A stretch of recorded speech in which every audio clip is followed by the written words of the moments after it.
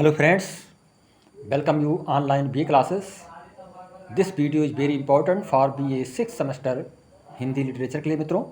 यदि आप 6 सेमेस्टर में हैं और हिंदी साहित्य को लिया हुआ है मित्रों, तो आपके लिए मोस्ट इम्पॉर्टेंट बनने वाला है, क्योंकि इसमें मैं 10+ क्वेश्चंस आपको देने वाला हूं, जो कि आपके एग्ज़ाम के लिए बहुत ही इम्पॉर्टेंट होगा।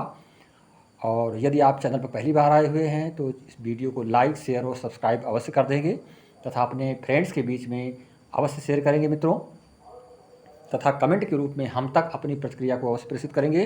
तो हम स्टार्ट कर रहे हैं एक एक क्वेश्चंस के आंसर को एक्सप्लेन करते हुए पूरी ही तरह से, जो कि आपके एग्ज़ाम के लिए मोस्ट इम्पॉर्टेंट होगा। तो मैं आपको 10+ क्वेश्चंस देने का प्रयास करूँगा। तो देखेंगे इसमें मित्रों, BA 6 सेमेस्टर में जब आप हिंदी साहित्य सब्जेक्ट को लिए हुए होते हैं, तो उसमें आपको जो सेकंड पेपर देना होता है, उस सेकंड पेपर के अंतर्गत जो क्वेश्चंस आपसे किए जाएंगे, उस क्वेश्चंस को पूरी डिटेल से मैं आपको समझाने का प्रयास करूंगा। और जो आपका सेकंड पेपर होता है हिंदी का साहित्य का, उसका नेम होता है मित्रों लोक साहित्य एवं लोक संस्कृति, यानी लोक साहित्य और लोक संस्कृति के नेम से ये पेपर जाना जाता है, जिससे आप पूरी तरह से अवगत होंगे। तो लोक साहित्य एवं लोक संस्कृति से संबंधित ये अति लघुत्तरीय प्लस लघुत्तरीय तथा दीर्घोत्तरीय प्रश्नों का सम्मिश्रण मैं आपको देने जा रहा हूँ। पूरी ही तरीके से आप समझेंगे इसको। तो देखेंगे इसमें जो फर्स्ट क्वेश्चन है मित्रों, फर्स्ट क्वेश्चन में पूछा जा रहा है प्रहेलिका, यानी प्रहेलिका साहित्य के मुख्य सूत्र बताइए। प्रहेलिका क्या होता है, पहले आप इसको समझें। प्रहेलिका शब्द क्या है? प्रहेलिका का मतलब होता है, शाब्दिक अर्थ मित्रों, प्रहेलिका का मतलब होता है पहेलियाँ। आप पहेलियों का नाम सुने होंगे, पहेलियाँ आप किए भी होंगे, लोग आपसे किए होंगे और आप उसके उत्तर पूरी तरह से देने का प्रयास किए होंगे। तो ये पहेली जो होती है, पहेली का मतलब होता है ऐसे गूढ़ प्रश्न होते हैं इसमें जो लोग समझ करके उसका उत्तर देते हैं। तो प्रहेलिका साहित्य के मुख्य सूत्र आपको बताना है, ये क्वेश्चन आपके लिए मोस्ट इम्पॉर्टेंट बन रहा है। तो प्रहेलिका साहित्य के जो मुख्य सूत्र है, इसके विषय में आप जानेंगे आज। तो देखें मित्रों, इसमें जो सूत्र बताया गया है, ये सूत्र आपके मुख्य बिंदुओं के अंतर्गत जो दिए गए हैं, मैं इसको एक्सप्लेन कर रहा हूँ। वेदों में प्रहेलिका के लिए ब्रह्मोदय शब्द का प्रयोग होता है। वेद में ब्रह्मोदय शब्द का प्रयोग किया जाता है। दूसरा पॉइंट जो है, महाभारत में सर्प युधिष्ठिर और यक्ष युधिष्ठिर, यानी सर्प युधिष्ठिर और यक्ष युधिष्ठिर संवाद को पहेली का आदिम रूप मान सकते हैं मित्रों। तो ये भी आपको जानना है। तीसरे पॉइंट में आपको समझना है कि संस्कृत साहित्य में प्रहेलिकाओं की सुभाषित रत्न भंडागारम, यानी सुभाषित रत्न भंडागारम, यानी सुभाषित जो शब्द, जो जैसे संस्कृत साहित्य में आपने पढ़ा होगा मित्रों, सुभाषित रचनाएं जो लिखी जाती हैं, सु माने सुंदर, भाषित मीन्स कही हुई। जैसे कहा जाए उत्साह संपन्नम अधिग्र सूत्रम क्रिया विधिज्ञम व्यसनेन श्रुत्वा। तो इस तरह से तमाम सारे श्लोक होते हैं जो बहुत ही शिक्षाप्रद होते हैं, तो उसको सुभाषित रत्न के नाम से हम जानते हैं मित्रों, में संग्रहित किया गया है। इसको हम, इस जो पहेलियाँ होती हैं प्राय जो है सुभाषित रत्न भंडागारों में संग्रहित की गई हैं, इसको हमें जानना है। 4 पॉइंट में आप देखेंगे मित्रों, हिंदी साहित्य में सिद्धों, तांत्रिकों और नाथ योगियों की संध्या भाषा और कबीर की उलटवासियाँ, यानी कबीर की जो उलट भाषाएँ हैं, उलट भाषियाँ हैं, जो उनके गूढ़ अर्थ होते हैं। कबीरदास जो भी पद, जो है रचना लिखे हैं, उन रचनाओं में उसके अर्थ कुछ विपरीत होते हैं, कहते वो कुछ हैं और उसका अर्थ कुछ दूसरी तरह से निकलता है, जिसको कि कबीरदास की उल्टी बाणी भी कह सकते हैं। इसके प्रतिरूप में देखी जा सकती है मित्रों। और ये 5वां पॉइंट जो आपका है मित्रों, इस 5वें पॉइंट में आपको जानना है अमीर खुसरो की पहेलियाँ। जो अमीर खुसरो कवि हुए हैं, तो इनकी जो पहेलियाँ हैं वो लोक प्रचलित पहेलियों के स्वभाव, भाषा एवं गुण के अधिक निकट हैं। तो ये भी अमीर खुसरो की जो रचना है, जो पहेलियाँ हैं, ये भी लोक प्रचलित पहेलियों के स्वभाव के अंतर्गत आती हैं और भाषा एवं गुण के अधिक निकट मानी गई हैं। तो ये आपका पहला प्रश्न था जिसका समाधान हुआ। अब आप देखेंगे मित्रों दूसरा क्वेश्चन जो आपका है, कहावत और लोकोक्तियों में सामान्य अंतर बताइए। मोस्ट इम्पॉर्टेंट क्वेश्चन, सामान्य अंतर आपको बता देना है कहावत में और लोकोक्तियों में मित्रों। तो कहावत क्या होती है, लोकोक्ति क्या होती है, आप पढ़ते चले आए हैं, थोड़ा डिटेल में इसको समझेंगे। कहावत क्या है और लोकोक्ति क्या है। कहावत जो शब्द है किसी भी व्यक्ति द्वारा कही जाती है। जो कहावत होती है, कहावत का शाब्दिक अर्थ है ही यही मित्रों कि जो किसी के द्वारा कहा जाए, तो किसी भी व्यक्ति द्वारा कही जाती है। जबकि लोकोक्ति जो होती है कई लोगों के विचारोपरांत किसी विद्वान विशेष द्वारा कही जाती है। जो लोकोक्ति होती है वो कई लोग जब उसको सहमति अपनी व्यक्त करते हैं, यानी किसी विद्वान व्यक्ति के द्वारा कही गई बात को जब सभी लोग समर्थन कर देते हैं तो वो लोकोक्ति की संज्ञा में आ जाती है। यह बात और है कि विद्वान विशेष की पहचान जन प्रचलन के कारण लुप्त हो जाती है। जो विद्वान जिसने इसकी खोज की है उसका तो नाम नहीं लिया जाता है, लेकिन वो कहावत कभी भी ख़त्म नहीं होती है। कहावत को हमारी जुबान हमेशा बताती रहती है मित्रों, तो ये हमें भूलना नहीं है। दूसरा पॉइंट जो आपको देखना है, लोकोक्त सीधे सीधे सरल शब्दों के साथ विलक्षणता का भाव भी रखती है। जो लोकोक्त होती है वो जो है कि विलक्षणता का भाव अपने अंदर रखती है, जबकि कहावतें मुख्यतः विलक्षणता लिए हुए होती हैं। जो कहावत होती है वो मुख्य रूप से जो है विलक्षणता को लिए हुए होती है, जिसको हम सुन करके पढ़ करके जान सकते हैं कि इसमें क्या विलक्षणता होती है। तीसरा पॉइंट आपको समझना है, कहावत का आधार दृष्टांत, यानी कोई चीज़ देखी हुई है तो दृष्टांत के रूप में, घटना के रूप में, परिस्थिति के रूप में होती है। जबकि लोकोक्ति में नीति अधिक प्रभावी होती है, यानी लोकोक्ति में हम जो है नीति का विशेष पालन करते हैं, उसमें नीति परक बातें बताई गई हैं मित्रों। तो ये हमें पूरी तरह से समझ लेना है। ये क्वेश्चन नंबर 2 था। अब आपको हम क्वेश्चन नंबर 3 की ओर ले चल रहे हैं, जो कि ये भी मोस्ट इम्पॉर्टेंट है आपके एग्जाम के लिए मित्रों।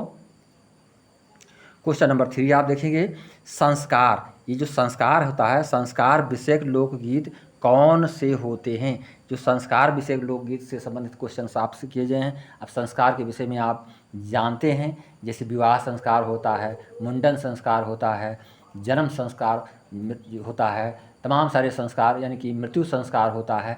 तो इस संस्कार से संबंधित जो गीत लिखे गए हुए होते हैं उनको हम संस्कार विषयक लोकगीत के रूप में जानते हैं। तो इसमें आप देखेंगे मित्रों, ये पहला पॉइंट, पुत्र जन्म में क्या किया जाता है, पुत्र जन्म में सोहर। सोहर कहाँ गाया जाता है, जब पुत्र का जन्म होता है। दूसरे पॉइंट में देखेंगे मतलब चारूबा गीत, यानी चरूबा गीत जो होता है ये चरूबा गीत गाया जाता है मित्रों। और तीसरे पॉइंट में चौक के गीत होते हैं। जो चौक होती है, चौक के समय में, चौक पूरने के समय में गीत गाया जाता है। साध गीत, जब हम कोई चीज़ साधना से युक्त होते हैं तो वहाँ पे साध गीत का प्रयोग करते हैं। करौंधनी, कंदारा बांधने की गीत, जब करौंधनी कंदारा यानी करधन जो बांधते हैं बच्चों के कमर में, तो उस समय भी जो गीत गाए जाते हैं उसको करौंधनी गीत कहा जाता है मित्रों। इसके पश्चात 6 पॉइंट में मुंडन, यानी कि मुंडन के समय में, जब बच्चे का मुंडन होता है तो उस समय में जो गीत गाया जाता है उसको मुंडन गीत कहते हैं। उसके पश्चात जनेऊ, यानी जनेऊ के समय, विवाह से पूर्व जब जनेऊ संस्कार होता है तो उसमें जनेऊ गीत होता है। इसके पश्चात 8वें पॉइंट में मामा के यहाँ पहली बार जाने के गीत, यानी जब मामा के यहाँ पहली बार जाया जाता है मित्रों, तो पहली बार जाने के समय में जो गीत गाया जाता है। अब आप समझ सकते हैं कि मामा के यहाँ पहली बार कब जाते हैं बच्चे, जब माँ के साथ में पहली बार जाते हैं तब ये गीत गाया जाता है। या आप समझ सकते हैं मित्रों, कभी कभी मामा के यहाँ शादी के उपरांत जब बच्चे जाते हैं अपने मामा के घर पर, तब भी जो गीत गाए जाते हैं वो इन्हीं पॉइंट के अंतर्गत आते हैं। तो ये आपके 3 क्वेश्चंस के आंसर मैंने एक्सप्लेन किए हैं। अब आपको मैं क्वेश्चन नंबर 4 की ओर ले चल रहा हूँ, जो कि मोस्ट इम्पॉर्टेंट क्वेश्चन। तो इसमें अभी कुछ बिंदु और रह गए हैं क्वेश्चन नंबर 3 में मित्रों। क्वेश्चन नंबर 3 में ही देखिए आप, पॉइंट नंबर 9, यानी 9 पॉइंट में पहली बार बारात में जाने के गीत। जब पहली बार बारात आती है तो उस समय गीत जो गाया जाता है। और 10वां पॉइंट है टीका गीत होता है। फिर विवाह गीत होता है। दुरागमन, दुरागमन का मतलब होता है बच्चों जब हम वधू को अपने घर लेकर के आते हैं, पत्नी को घर लेकर के आते हैं, जिसको गौना भी कहते हैं, तो दुरागमन गीत होते हैं। तिरागमन अर्थात गौने के गीत, तिरागमन गौने के गीत भी इसको कहते हैं। समाधियों के आने के गीत, यानी समाधियों के आने की गीत जो होती है, समाधियों में जो लोग आने समाधि की स्थिति में होते हैं, समाज में जाने की स्थिति जब मृत्यु उपरांत, तो उस स्थिति में जो गीत गाए जाते हैं। गोदान, गोदान के समय में देवास्थान, पुराण बैठाने के रूप में, कूप खनन के रूप में, गृहारण के गीत होते हैं, घर में गाए जाते हैं। तीर्थ और गमन, जब कोई तीर्थ पर जाता है, तीर्थाटन करने के लिए जाता है मित्रों, तो उस समय जो जाने पर और आगमन के गीत, जाने और आने के गीत गाए जाते हैं उस समय। फिर अन्नप्राशन के गीत होते हैं। उसके पश्चात पालने के गीत होते हैं, जो बच्चे को झुलाया जाता है। अवर्णा गर्भवती स्त्री विषयक गीत होते हैं। माता कढ़ने के गीत, भेद जो होते हैं, माता कढ़ने के गीत और भेद इसके भी बताए गए हैं। जेवनार गीत होते हैं मित्रों। पच्छल, बांधन, बंधने खोल, भरनी या ठाके के गीत होते हैं, जो कि सांप काटने के समय में चिल्लाकर गाते हैं लोग। मेले के गीत होता है। जन्मगांठ के गीत होते हैं मित्रों। इसी तरह से जो है मेले के गीत होते हैं।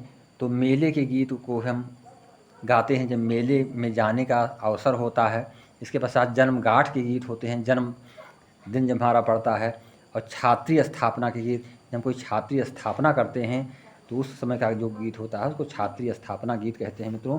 तो ये सारे बिंदु जो कि आपको 26 पॉइंट पढ़ने हैं, इसमें क्वेश्चन नंबर 3 में आपके लिए मोस्ट इम्पॉर्टेंट होंगे। यदि इसमें से आप कुछ ही लिख पाए तब भी आपको पूरे अंक प्राप्त होंगे मित्रों। अब आप देखेंगे क्वेश्चन नंबर 4। क्वेश्चन नंबर 4 में पूछा जा रहा है निम्नलिखित पर टिप्पणी लिखिए। यानी कि टिप्पणी लिखने की बात आती है। माहवारी गीत क्या होता है, उसके बाद सामाजिक ऐतिहासिक गीत क्या होते हैं, इसके पश्चात विविध प्रकार के गीत के बारे में। तो इन बिंदुओं पर आपको टिप्पणी लिखने के लिए पूछा जाएगा। ये लघुत्तरीय प्रश्न के रूप में भी हो सकते हैं और अति लघुत्तरीय प्रश्न के रूप में भी हो सकते हैं, तथा दीर्घ उत्तरीय प्रश्न के रूप में थोड़े आपको बड़े लिखने होंगे, फिर भी दीर्घ उत्तरीय प्रश्न के रूप में आपसे पूछे जा सकते हैं।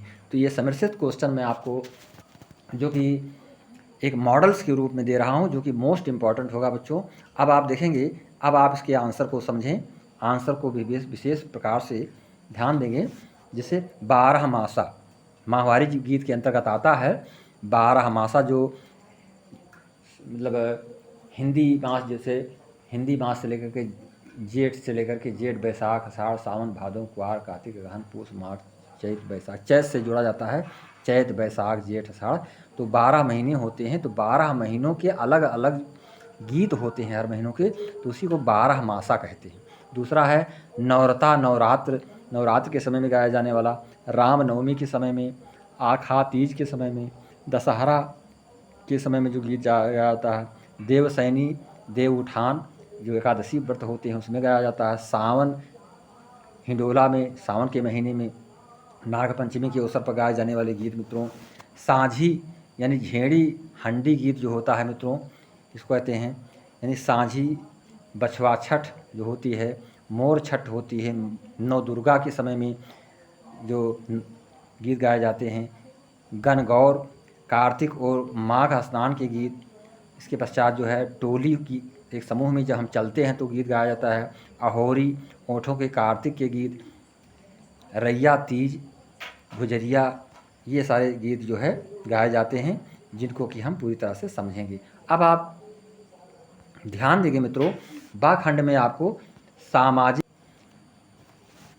जो बा खंड आपका है टिप्पणी लिखने के लिए, सामाजिक ऐतिहासिक गीत। सामाजिक ऐतिहासिक गीत के रूप में मित्रों आपको जानना बहुत ही आवश्यक है।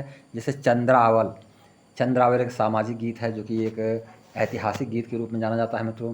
बेलावत गीत, यानी कि ये आलखंड में गाया जाने वाला बेलावत गीत होता है, बेलावता। इसके बाद ढोला मारू गीत होता है, हरदौल होता है, बाबू के गीत होते हैं, कार सदैव गीत होता है, कुंवर के गीत, हीरामन, हीरामन तोते की बात की जा रही है तो इसके भी अलग से गीत हैं। नगरा का गीत होता है, मन्ना देव, पंडित मेहतर, जाहर पीर के गीत, अलरा। और उसके बाद होलों के, गुजरों के गीत, जो गुजर होते हैं वो गाते हैं मित्रों, कन्हैया के गीत कृष्ण से संबंधित होते हैं, सलग सदावृक्ष के गीत। तो इस तरह से जो है हम 16 यानी कि 16 बिंदुओं में सामाजिक ऐतिहासिक गीत को रख सकते हैं, जो कि आपके लिए मोस्ट इम्पॉर्टेंट होंगे। अब आप देखेंगे मित्रों, इसके पश्चात 16 से लेकर के आपको पूरी तरह से 25 यानी कि 25 तक आपको देना होगा। गोरा बादल गीत होते हैं, बुला की दास, घासीराम पटेल, पापू जी के गीत, राजा केवट, औरवा जी, तेजा जी, गौरा जी, भैरू जी, ये सब ऐतिहासिक गीत के रूप में जाने जाते हैं। अब आप बिंदु सा पे चलेंगे जिस पर टिप्पणी लिखना है विविध प्रकार के गीत। जो विविध प्रकार के गीत होते हैं इनसे संबंधित, तो इसमें आपको भी देखना है खेती की कहावतें जो होती हैं, ऊख की फसल बोने के गीत होते हैं, गन्ने की फसल जब बोई जाती है, बारी फूलने के गीत होते हैं, जात व चक्की के गीत होते हैं, चक्की चलाते हैं, जात चलाते हैं तो उसी में स्त्रियाँ गाती हैं, लावनी गीत होता है, रसिया गीत होता है, ख्याल होता है जो ख्याल कहते हैं, छंस होते हैं, दोहे साखी होती हैं, सोरठे होते हैं। ये सारे गीत बहुत ही इम्पॉर्टेंट होते हैं मित्रों। हर समय पर गीत को ही सुन करके आप आयोजन का पता लगा सकते हैं कि क्या हो रहा है।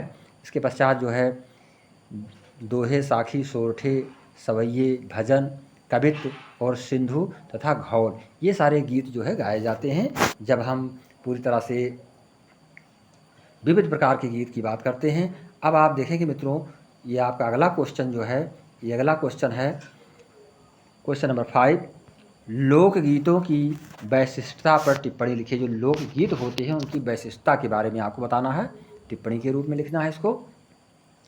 तो लोकगीत जो होती है, लोकगीतों की विशेषताओं को समेटना दुष्कर है। इसकी जो विशेषता होती है उसको हम कहें बहुत समेट कर रखें, सभी जन तक न पहुंच पाओ तो ये बहुत ही दुष्कर कार्य होता है, क्योंकि लोकगीत लोक का गीत होता है, लोगों का गीत होता है, एक क्षेत्र का गीत होता है। इसको हम एक निश्चित स्थान और निश्चित व्यक्ति के बीच में नहीं रख सकते हैं, निश्चित समाज में नहीं रख सकते मित्रों। जीवन के अनुभवों का ये रागात्मक अभिव्यंजन है। जीवन का जो अनुभव होता है, जो हमारे सोच विचार होते हैं, जो हमारे जीवन की परिस्थितियाँ होती हैं, उन्हीं से संबंधित निकले हुए ये गीत होते हैं। इसलिए इनको जो है समेटना बहुत ही दुष्कर होता है। लोकगीत रस के निर्झर हैं। लोकगीत स्वतः स्फूर्त भावोच्छ्वासों का सहज व सरस अकृत्रिम व संगीतपूर्ण उद्गार होता है। लोकगीत के माध्यम से हम अपनी वेदनाओं को मित्रों, चाहे वो खुशी की मुद्रा की बात हो, चाहे वो दुख की मुद्रा की बात हो, हम पूरी ही तरह से व्यक्त कर पाते हैं। लोक समाज का रसोद्वेग होता है। यह मनोरंजनमा है। इसका रचना स्थल व रचनाकार तीनों ही अज्ञात हैं। ये जो लोकगीत होते हैं इसके रचनाकार के विषय में नहीं बताया जा सकता है, इसके रचना स्थान के विषय में नहीं बताया जा सकता है मित्रों, इसकी रचना के विषय में नहीं बताया जा सकता है, इसका कोई प्रमाणिक मूल पाठ नहीं है। स्थानीय संस्कृति का रंग ही इसकी सबसे बड़ी विशेषता है। प्रत्येक अंचल की आत्मा इन लोकगीतों की दुनिया में विश्राम लेती है, इसलिए इनमें अपूर्व आनंददायक संप्रेषणता है। मौखिक होते हुए भी लोकगीत अक्षय हैं। भाषा की सहज स्वाभाविकता व स्पष्टता इन गीतों का जो प्राण है। यह रस छंद अलंकार के बंधनों से बंधा नहीं, बल्कि रस सरिता में मुक्त कल्लोल करने वाली मीन है मित्रों।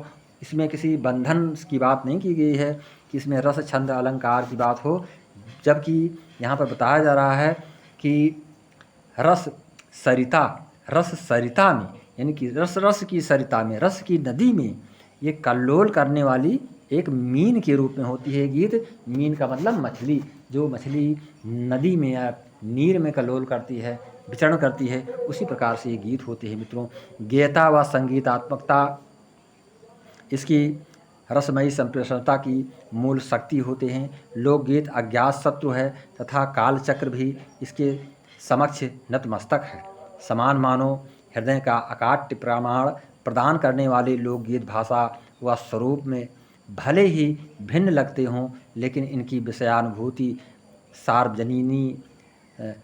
सार्वजनीन है, सर्वविदित है, सभी लोग इसको जान सकते हैं मित्रों। ये भारत की सांस्कृतिक एकता के रचनात्मक प्रमाण है जो लोकमानस द्वारा रचित हुए हैं। तो ये पूरी तरह से हमको एक टिप्पणी के रूप में इस क्वेश्चन के आंसर को देने होंगे। अब हम आपको ले चल रहे हैं क्वेश्चन नंबर 6 की ओर।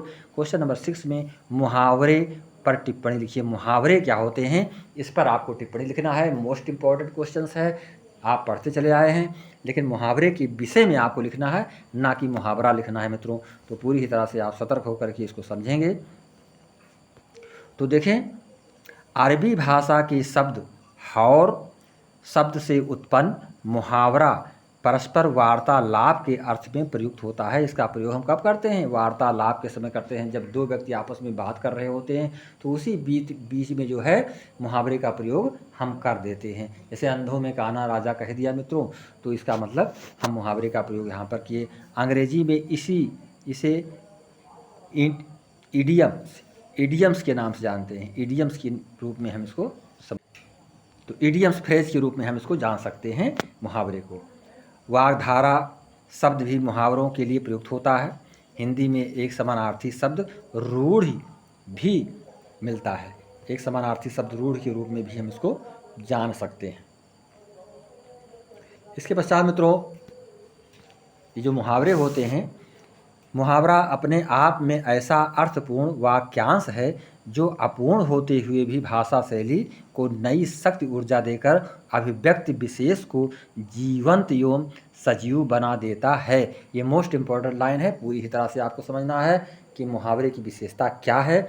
तो मुहावरा अपने आप में ऐसा अर्थपूर्ण वाक्यांश है मित्रों जो पूरा अर्थ दे जाता है, जो अपूर्ण होते हुए भी, अपूर्ण लिखा दिखता है फिर भी भाषा शैली को नई शक्ति ऊर्जा देकर अभिव्यक्ति विशेष को जीवंत एवं सजीव बना देता है। जो अभिव्यक्त होती है, जो बात हम कहते हैं, उसको एक सजीवता प्रदान करने का माध्यम होता है।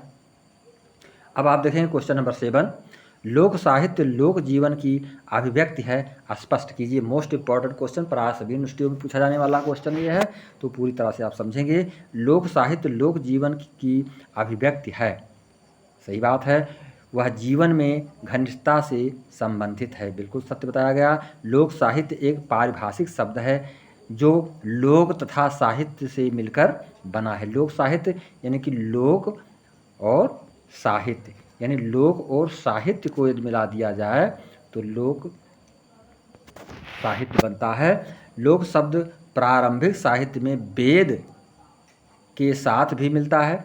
लोक वेद की चर्चा भी सुनी जाती है, किंतु वेद में कही गई बात वैदिक और लौकिक, लोक में कही बात लौकिक होती। जो वेद में बातें कही जाती हैं वो हम वैदिक रूप से जानते हैं, और जो इस संसार में कही जाने वाली बातें हैं उसको लौकिक रूप में जानते हैं। लोक में कही गई बात को लौकिक रूप से जानते हैं मित्रों, यानी वैदिक और लौकिक।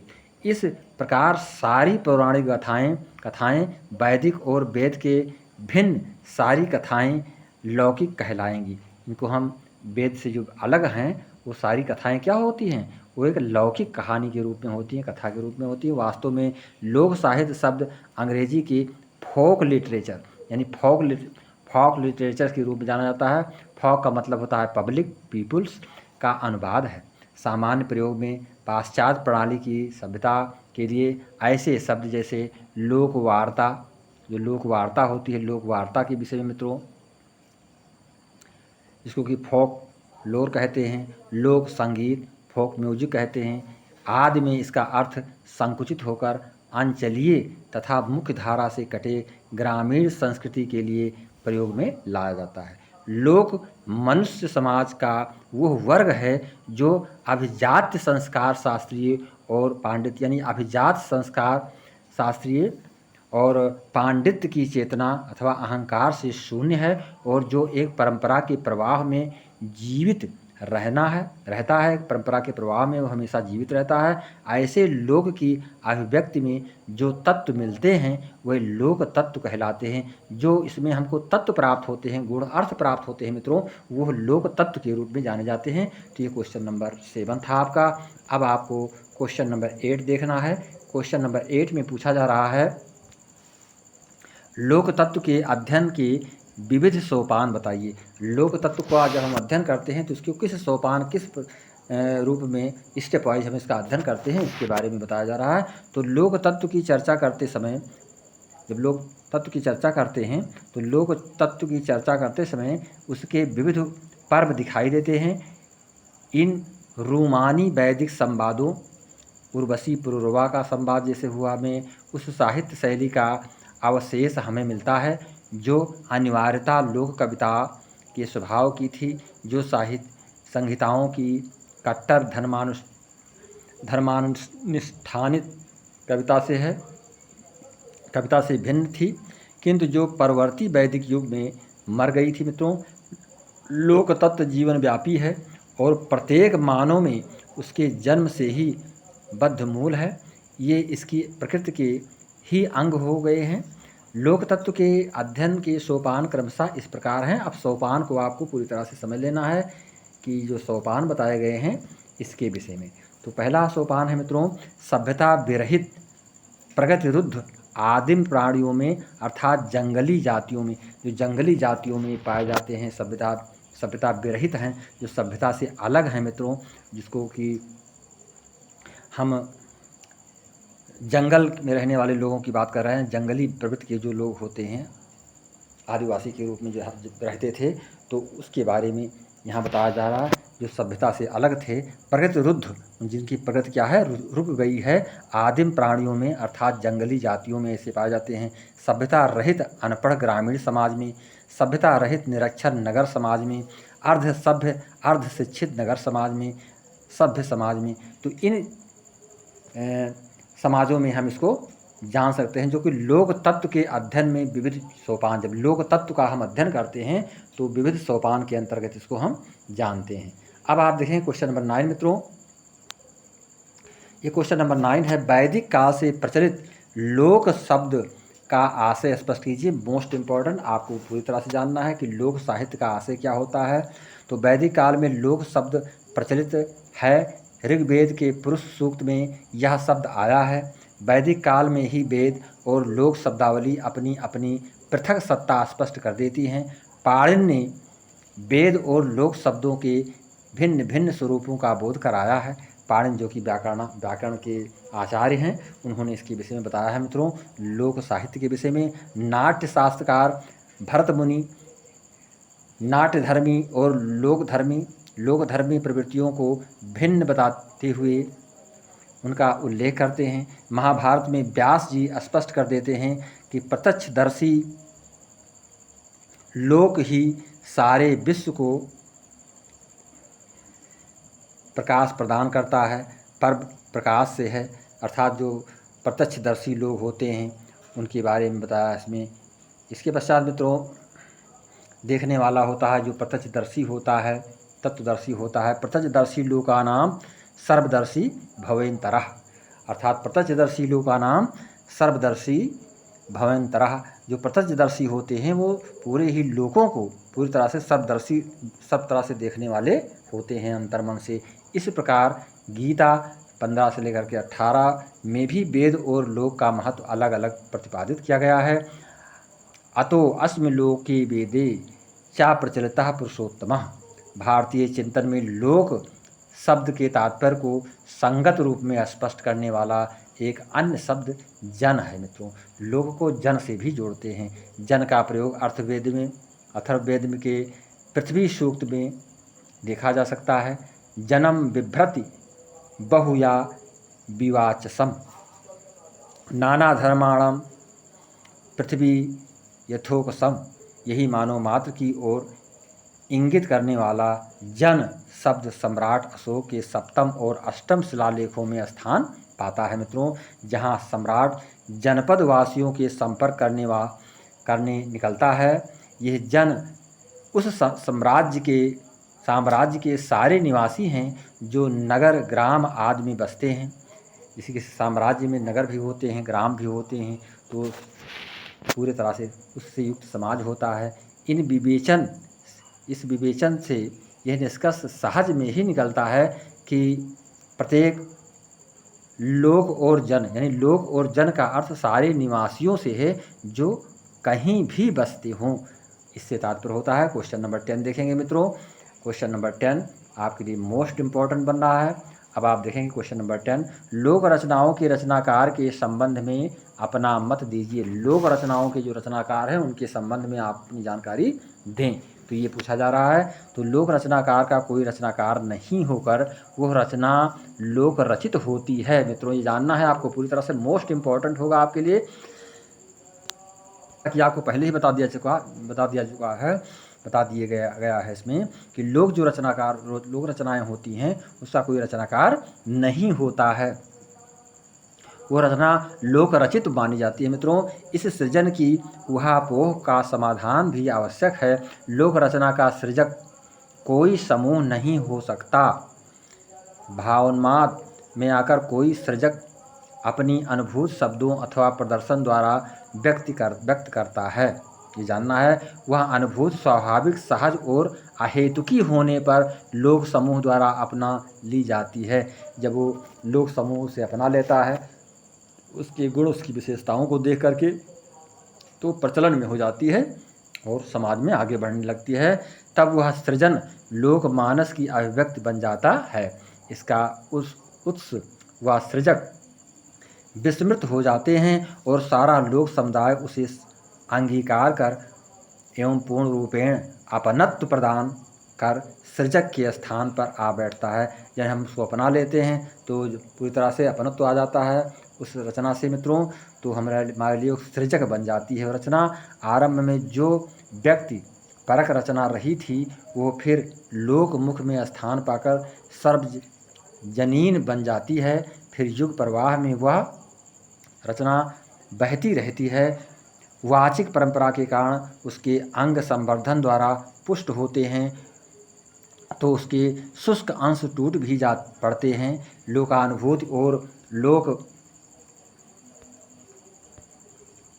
जो लोकानुभूत होती है मित्रों, लोकानुभूत और लोकाभिव्यक्त के कारण वह रचना सदैव हरी रहती है। अपने इन गुणों के कारण वो इतनी सक्षम होती है कि लोकमानस का अटूट अंग बन जाती है।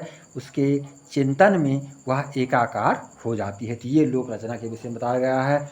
जो आपका अंतिम क्वेश्चन है मित्रों, क्वेश्चन नंबर 11 यानी कि क्वेश्चन नंबर 11 में एक्सप्लेन कर रहा हूँ। लोक कथाओं की परंपरा पर प्रकाश डालना है। लोक कथाओं की जो परंपरा थी उसके विषय में आपको बताना है और उस पर आपको प्रकाश डाल देना है। तो ये आपके लिए मोस्ट इम्पॉर्टेंट होगा। तो देखेंगे, लोक कथाओं की वैदिक काल से लेकर रामायण व महाभारत काल तक अक्षुण्ण परंपरा रही है। रामायण में नारद एवं लवकुश तथा महाभारत में संजय को गाथा गायक कहा जा सकता है। उनको हम गाथा गायक के रूप में जानते हैं मित्रों, जैसे नारद जी को, लवकुश को और संजय को। लव और कुश तो समय आने पर अपने पिता के पास चले गए, परंतु गाथा गाने की परंपरा छोड़ गए। यानी समय आने पर अपने पिता के पास गए, परंतु जो गाथाएं चल पड़ी थीं वो परंपरा उनके पीछे छूट ही गई। लोक गाथा गायन की यह परंपरा आज भी बनी हुई है। गाथा गायक ही लोक गाथाओं के संवाहक रहे हैं। लोक गाथाओं को सजीवता तभी तक है जब तक उनका प्रचलन मौखिक रूप से होता है। लोक गाथा गायकों की एक लंबी परंपरा रही है, जिनमें सूत, मागध, बंदी, कुशीलव, बैतालिक, चारण, भाट, जोगी आदि के नाम लिए जाते हैं मित्रों। तो ये नाम हमको नहीं भूलना है, जिन नामों को आपको बता दिया गया है कि जिसमें कि सूत, मांध, बंदी, कुशीलव, बैतालिक, चरण, भाट, जोगी, ये सारे नाम जो है आपको नहीं भूलने हैं और पूरी ही तरीके से डिटेल्स में आपको इसको लिखना है। तो ये क्वेश्चंस आपके लिए जो मैंने एक्सप्लेन किए हैं, ये आपके लिए 11 क्वेश्चंस मोस्ट इम्पॉर्टेंट होंगे आने वाले एग्ज़ाम के लिए। सभी इंस्टीट्यूट में, पूर्वांचल विश्वविद्यालय में या पश्चिमी विश्वविद्यालयों में, दिल्ली यूनिवर्सिटी, JNU में तथा बनारस काशी हिंदू विश्वविद्यालय में, जहाँ भी परीक्षाएँ राम मनोहर लोहिया अवध विश्वविद्यालय, सारी यूनिवर्सिटियों में जो भी एग्ज़ाम जहाँ पर स्टार्ट हो रहे हैं वहाँ के लिए मोस्ट इम्पॉर्टेंट बनेगा ये हमारा क्वेश्चंस जो मैंने आपको एक्सप्लेन किए हैं लघु उत्तरीय प्रश्न के रूप में और अति लघु उत्तरीय प्रश्न के रूप में तथा दीर्घ उत्तरीय प्रश्न के रूप में भी समावेश आपको इसमें से मिलेगा समाधान। तो मैं चाहूँगा कि आप कमेंट के रूप में हम तक अपनी प्रक्रिया को अवश्य प्रेषित करेंगे। ऑनलाइन BA क्लासेस आपकी सेवा में अनवरत कार्य कर रहा है और सभी सब्जेक्ट पर आपको क्वेश्चंस मॉडल्स जो है उपलब्ध कराएगा।